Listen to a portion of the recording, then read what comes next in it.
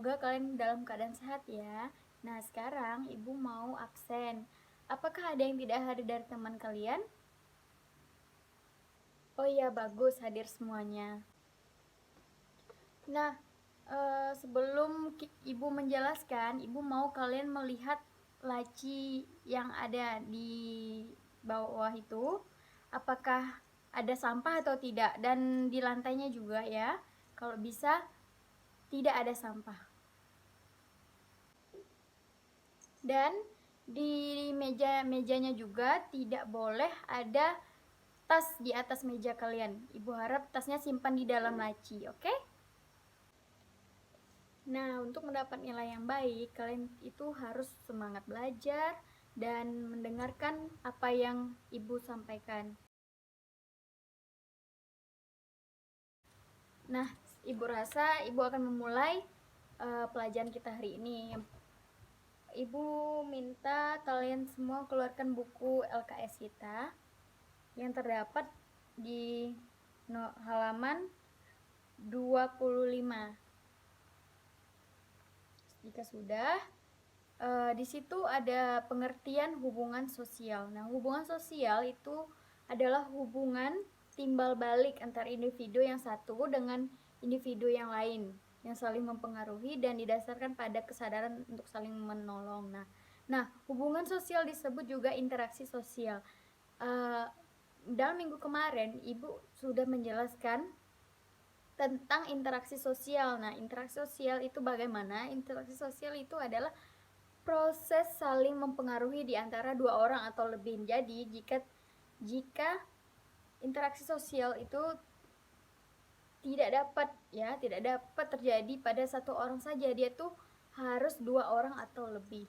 Nah, di sini juga bisa dibaca yaitu ada faktor internal dan faktor eksternal terjadinya hubungan sosial. Nah, faktor internalnya di sini dituliskan ada 3, yaitu faktor internal. Nah, dalam hubungan sosial juga ada faktor-faktor yang mempengaruhinya, yaitu ada faktor internal dan faktor eksternal. Nah, faktor internal adalah faktor dari dalam diri seseorang yang mendorong terjadinya hubungan sosial. Nah, apa saja Kak? Itu yang pertama, keinginan untuk meneruskan keturunan dengan melalui perkawinan antara dua orang yang berlainan jenis, saling tertarik dan berinteraksi. Nah, yang kedua, keinginan untuk memenuhi kebutuhan hidup karena manusia membutuhkan orang lain untuk memenuhi kebutuhannya. Nah, faktor internal yang ketiga yaitu keinginan untuk mempertahankan hidup, terutama menghadapi serangan dari apapun. Nah, yang terakhir, keinginan untuk melakukan komunikasi dengan seksama. Nah, selanjutnya, faktor eksternal terjadinya hubungan sosial. Faktor eksternal itu faktor dari luar yang mempengaruhi terjadinya hubungan sosial. Yang pertama itu simpati. Simpati merupakan suatu sikap tertarik kepada orang lain terhadap karena sesuatu hal. Nah, yang kedua ada motivasi. Motivasi merupakan dorongan yang ada di dalam diri seseorang yang mendasari seseorang untuk melakukan perbuatan. Nah, yang ketiga empati. Empati merupakan proses psikis, yaitu rasa haru atau iba sebagai akibat tersentuh perasaannya dengan objek yang ada di hadapannya. Nah, yang keempat ada sugesti. Sugesti itu kepercayaan ya. Yang kelima imitasi, yaitu dorongan untuk meniru sesuatu yang ada pada orang lain.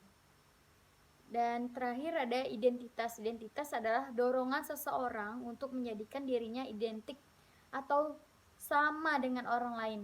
Nah, itulah faktor-faktor yang sudah Ibu jelaskan. Nah, Ibu akan lanjut ke jenis hubungan sosial. Nah, kalian bisa buka halamannya kembali ke halaman 26. Nah, di situ juga ada dituliskan hubungan sosial merupakan proses seseorang guna memenuhi kebutuhan hidupnya. Akan tetapi tidak semua proses pemenuhan kebutuhan seseorang itu dilakukan dengan hubungan sosial. Nah, ciri-ciri dari hubungan sosial tuh ada 4 di sini ya. Yang pertama, adanya kontak sosial dan komunikasi. Kedua, dilakukan 2 orang atau lebih dan reaksi dari pihak lain. Nah, jadi terjadinya hubungan timbal balik gitu ya. Yang ketiga, bersifat positif dan berkesinambungan. Keempat, adanya penyesuaian norma dan bentuk-bentuk interaksi sosial. Nah, mungkin itu ada 4 ya ciri-ciri hubungan sosial. Nah, selanjutnya ada jenis hubungan sosial atau interaksi sosial itu ada 3 di sini dituliskan, yaitu hubungan antara individu dengan individu. Yang kedua ada hubungan antara individu dengan kelompok, dan yang ketiga ada hubungan antara kelompok dengan kelompok. Nah, di sini kalian bisa menjelaskan ya apa itu hubungan antara individu dan individu, individu dan kelompok dan kelompok sini sudah jelas semua, kalian tinggal baca ya. Jika ada yang tidak mengerti, kalian bisa tanyakan ke ibu. Nah, yang terakhir ibu akan menjelaskan lagi, yaitu tentang terjadinya hubungan sosial.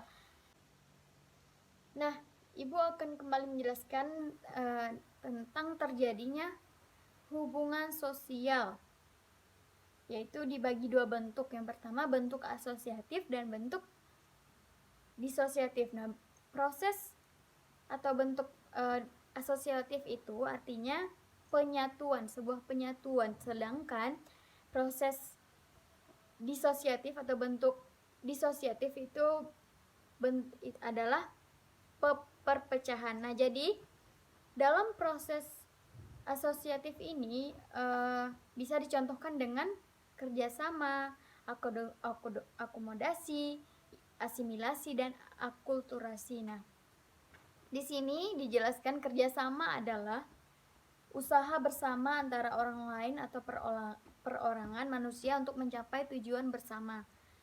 Nah, itu pengertian dari kerjasama. Dan kemudian akomodasi. Akomodasi merupakan suatu pemulihan hubungan baik antara 2 pihak atau lebih yang pada mulanya mengalami suatu sengketa.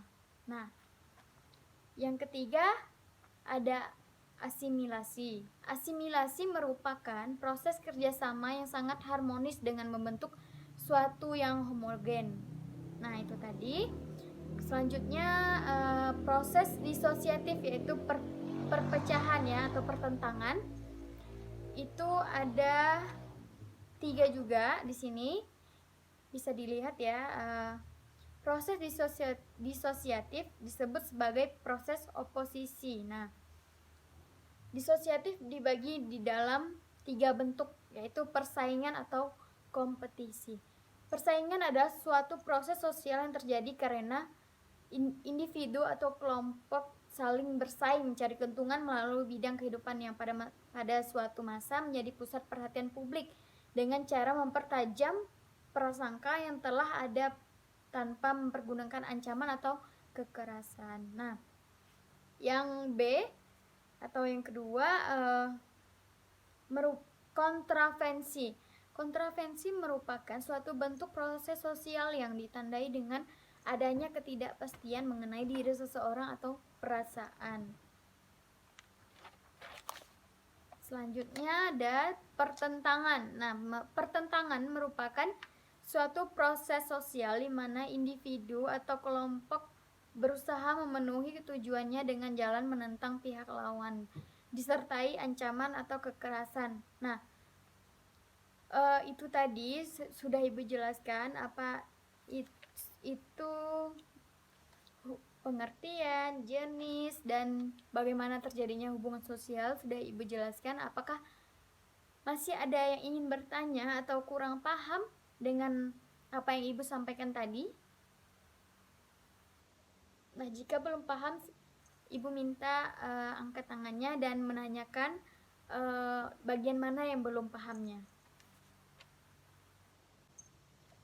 Nah, baiklah, jika tidak ada yang ingin bertanya, kita akan mengakhiri kelas kita. Namun sebelum itu, ibu akan menarik kesimpulan dari apa yang sudah ibu sampaikan tadi. Nah, jadi dari materi yang Ibu sampaikan tadi, Ibu dapat menarik kesimpulan, yaitu manusia adalah makhluk sosial. Nah, kita tidak dapat hidup sendiri tanpa bantuan orang lain. Maka dari itu diperlukan hubungan sosial atau interaksi sosial antara manusia satu dengan manusia yang lain, sehingga terciptanya suatu hubungan sosial atau hubungan timbal balik yang saling menguntungkan satu sama lain. Hubungan sosial antara manusia satu dengan manusia yang lain akan terwujud jika terjadi proses sosial. Nah, mungkin hanya itu yang dapat Ibu sampaikan. Nah, minggu depan kita akan kembali belajar, yaitu kita belajar tentang pranata sosial. Nah, kalian juga bisa baca di halaman berikutnya, yaitu halaman 34. Kalian bisa baca-baca supaya minggu depan Ibu bisa menjelaskan kepada kalian dengan jelas ya. Ibu minta kalian buka di halaman 29. Di sini ada tugas latihan dari nomor 1 sampai 10 dan ada esainya juga. Ibu harap kalian mengerjakan ini di rumah dan minggu depan kumpulkan ya.